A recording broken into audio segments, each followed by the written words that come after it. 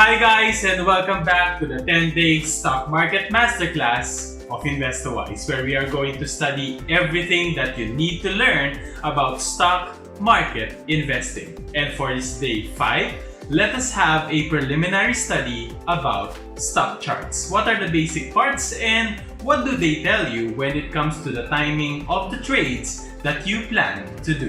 Kapag financial freedom ang pinag-uusapan, you need to learn new things. This is Investowise, and always remember, it pays way well. If you have already watched days 1 to 4 of this Stock Market Masterclass of Investowise, well, good news, we are already halfway through. So thank you very much for tuning in with us for the past 5 weeks, 5 days technically, and we do really hope that you are learning a lot from this masterclass that we are offering to everyone for free. And as I always mention, since this masterclass is all for free, all we ask from you is to hit the subscribe button right now if you haven't yet, and of course the notification bell, so we can all be sure that every time a new episode comes out, you are automatically notified so you won't miss a day. Now, time and again, if this is the first video that you encountered in this masterclass, we highly encourage you to pause this video for a moment and click the link above to watch the day 1 until it leads you back here to this video. Now, as a quick review, over the previous video for day 4, we spent our time understanding the process on how to buy and sell shares of stocks. We've demonstrated that using both the COL financial interface and the Stocks interface. We also had a deeper discussion about the differences between current price, bid price, ask price, board lots, and taxes and fees that are related to stock trading. We have also included a bonus topic on day 4 about the 8K rule in buying and selling shares of stocks. Now, for this day 5, let's zoom in more about stock charts. Since you already know how to buy and sell shares, let's discuss how you can determine the timing of your buy and sell activities. Is it the right time to buy? Should I stay away for now, or should I hold my shares, or should I start selling these shares that I have now so my portfolio won't bleed too much? And as we have already mentioned over the previous videos, stock charts like big charts are used in doing technical analysis, one of the 2 types of analysis that you need to do if you want to start investing in the stock market. Stock charts will tell you when should you do what specific moves. Should you buy, hold, sell, or do a cut loss based on the historical data being presented by a stock chart. Remember that the stock chart is a comprehensive picture of all activities that happen in a stock market. It's not a forecast per se, but you can use it to do your own forecast. So when you start reading stock charts, you are using past stock market transactions to predict your first or your next move. Now, on this video, we are going to start with the basic parts of a stock chart. What do those little lines try to tell you, and how can you use them to understand where is the price of this stock going so you can make close to accurate decisions in your stock trading? Mind you, I said close to accurate. Stock charts are not exact science and are always subject to individually different interpretations, but the more you know on what they are trying to say, the better interpretations that you can make. Alright, without further ado, let's get started. When I say stock charts or any chart that is related to the stock market, I bet that the first image that comes into your mind is this. Looks complicated. Lots of bars, lines, greens, reds, but actually, the most basic stock chart that you need to know how to use only looks as simple as this. Yes, this is a stock chart. Most people call this the candlestick, but what a lot of us miss is that this little bacteria-looking thing is already a stock chart on its own. How did that happen? Well, this candlestick is already a perfect representation of everything that happened in a particular stock that this is related to. It has 2 basic parts: the body, which is the solid line in the center, and the wick, which are the thin lines shooting either above, below or both ends of the body. And it tells us 5 basic things that happened on a particular stock. First, we have the open or the first traded price for the period, which is usually 1 day. When we say period, it's usually 1 day, meaning how much was the stock being bought and sold when the stock market opened during that day. So that's the open. Next, we have close or the last traded price for the day. If the candlestick is, for example, set to record for 1 day, which also represents the final current price of a stock after the trading day has ended. And then we have high, which is the highest price that this stock has been bought or sold during the day. And also we have what we call the low, which is the lowest price that it was accepted on a buy and sell transaction. And finally, the fifth one, the body color itself. Now, if the body is on a green color, it means that the closing price is higher than the opening price, which technically represents a gain or an increase in the stock price during the day.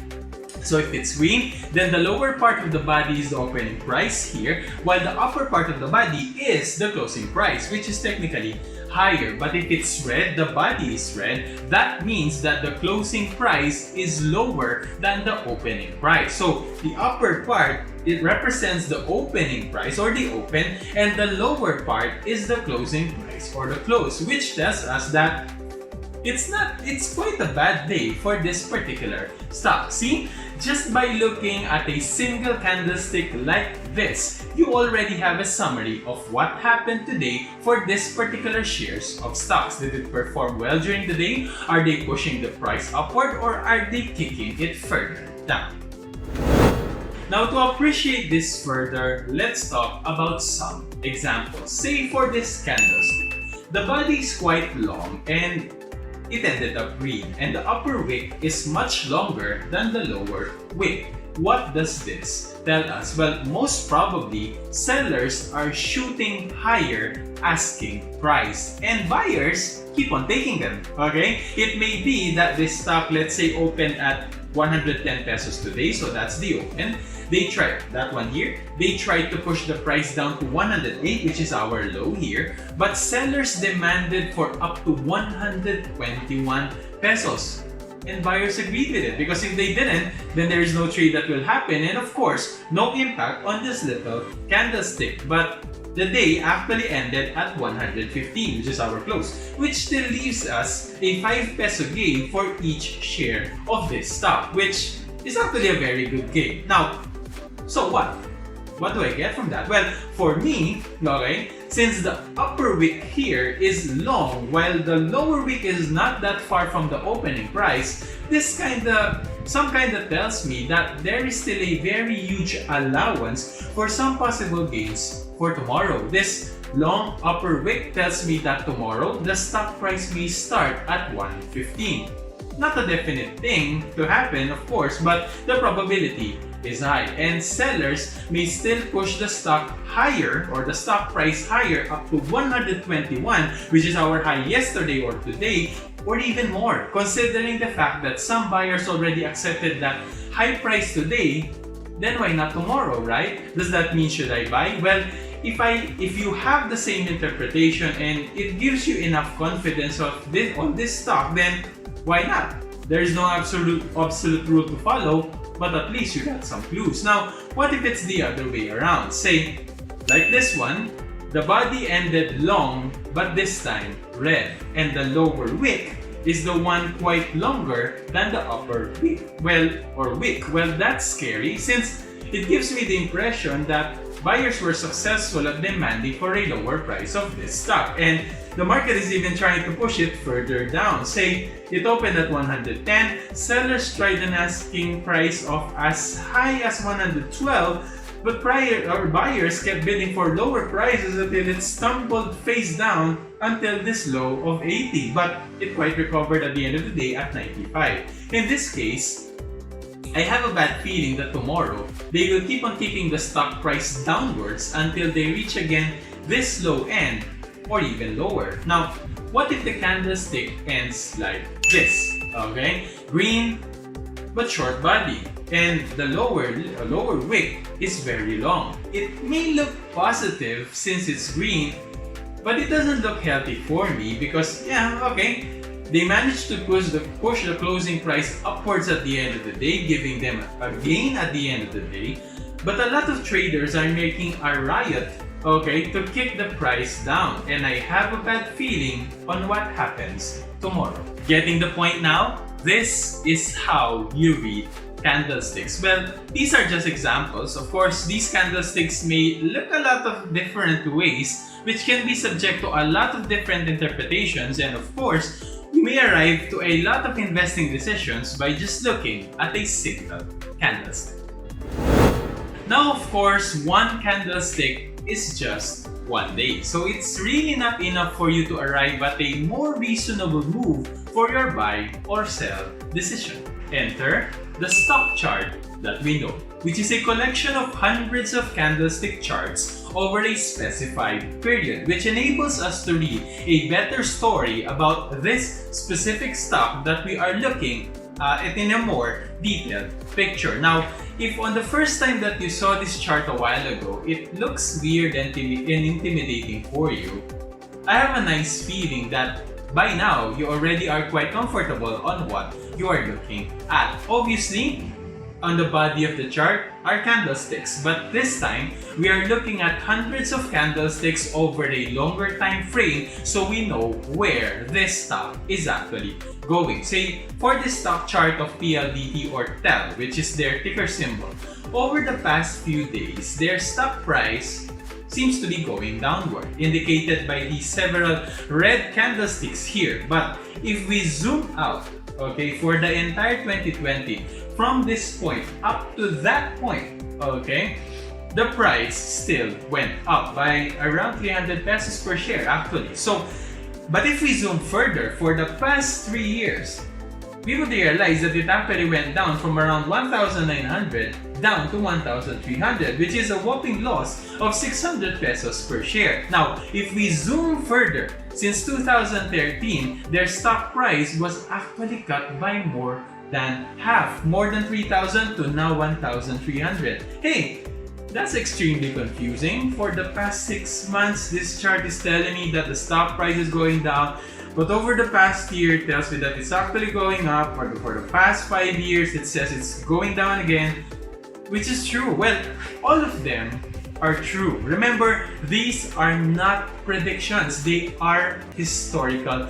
data. So everything that you see here is nothing but facts. Now, it's up to you. What date range would you consider in your own examination? Do you think a few months data is enough, or 1 year, 2 years? Do you still think that 3 years of information about this company is still relevant? Or do you feel more comfortable in looking at a longer time frame of data to make your own conclusions? Now, to spice up this chart a little bit and to lessen the confusion of up and down direction that different time frames tell us, let us include here the so-called support and resistance lines, which looks like this. There you are. Now, these lines serve as your safety nets. We can call them boundaries, borderlines, your end-to-end road stoppers that serve as your basic guide to determine if it's time to buy or sell a share of stocks. When we say support, this is your potential bouncing point. When I say potential, of course, it's not absolute, so it does not serve as a guarantee, but in one way or another, this support line gives you a clue on how low could a stock price potentially fall until it bounces back upwards. As I always tell you, that's not a guarantee. But if the stock price happen to bounce back several times after it hits this line, then we have a reason to believe that, this is the stock support level and buyers are having a hard time pushing the price below this level. Meanwhile, when we say resistance, this is your potential knocking point, your ceiling. Meaning, after several attempts, sellers fail to demand a stock price that is higher than this level. So therefore, this stock is having a hard time pushing its price higher than that point. Now, who draws these lines? Well, of course, it's you, okay? Stock charts don't automatically show these lines, so you need to do your own picking on where to actually place your support and resistance lines. And again, there is no complete science on this. There is no specific time frame that you can choose to determine your support and resistance levels, and everything is subject to your own educated interpretation. Oh gosh, that's scary. So how the heck will I be able to know how to draw these lines? Well, the good news is we won't dwell too much on drawing lines on charts on this video, especially that I know most of you who are watching this masterclass are actually newbies, and all you want to learn here is how to invest in the stock market and not to scribble on stock charts. So I don't want you to spend all of your time trying to figure out where to put those support and resistance lines until you get exhausted, confused, and start to lose interest until you eventually quit. That's what actually happens to a lot of investors. So no more line showing here. Anyway, we have this, okay? Thanks to Investograms. In their interface, they already provide us with the numbers, which I think is easier to understand than trying to draw some lines here. They show here how much is the first support level, that's going to be our first line, and then the next support line, if in case the stock price was pushed out of that first level. They also give us here the first resistance price, and if traders manage to break it out of that line, then we also have here the second resistance price. I told you, you need this thing. It makes life easy, and no, that's not lazy, okay? At least you can concentrate your time and energy over things that really matters, which is decision making, not drawing. Now, what does this tell us? Well, we are going to compare these levels of stock prices, the support and resistance, to the current price, and that comparison will help us determine if it's the right time to buy, sell, hold, or ignore this specific stock as part of your investing decision. Let's start with the support level. How will it help you in timing your entry and exit in the stock market? Say the price of a specific stock is falling, okay, based on the series of candlesticks that you saw in a period of, say, 1 year. Now, if this is the case, you need to listen to this carefully.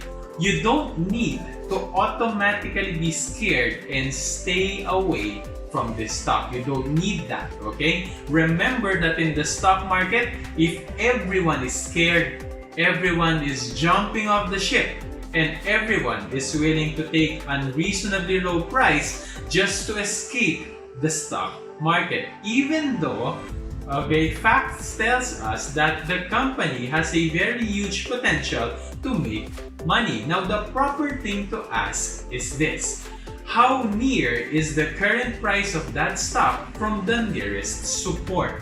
If it's quite far, say the current price is 1,200, while the first support level is 900. Some may say it's just getting cheap, so why not take advantage of the bargain? But for me, it might not be the right time to buy this stock yet, okay? Because buyers might try to push their bid price harder downwards, okay, to drive it as near as possible to the support level of 900. Remember that the support level serves as the lowest, most commonly accepted bid price that buyers demanded and sellers accepted for the past trading period. So we might need to wait a little more, or else we might be paying more for that stock instead of getting it cheaper before it could potentially bounce back. So that's one good hint. Now, if the stock price is still falling and it's getting too close to that support level, but you have faith on that company and you believe that they are going to recover soon, should you now start buying? Well, not really. Okay, but this is the best time to watch the stock price closely, because if investors don't succeed in pushing the price further down the support level because sellers are not actually happy about it anymore and the demand is still strong for that stocks, meaning a lot of investors are still interested in buying those shares, then sellers may say, okay guys, enough. Okay, we won't sell anything lower than this price, so if you want to buy our shares, you need to give us more. which could drive the stock price upwards again. That's exactly what you are waiting for. Once it hits the support level and you start to see investors saying no on prices lower than the support level, it might be the best time for you to buy if you really think it's worth your money to invest in this stock. On the other hand, let's talk about resistance. If support is the floor, resistance is the ceiling.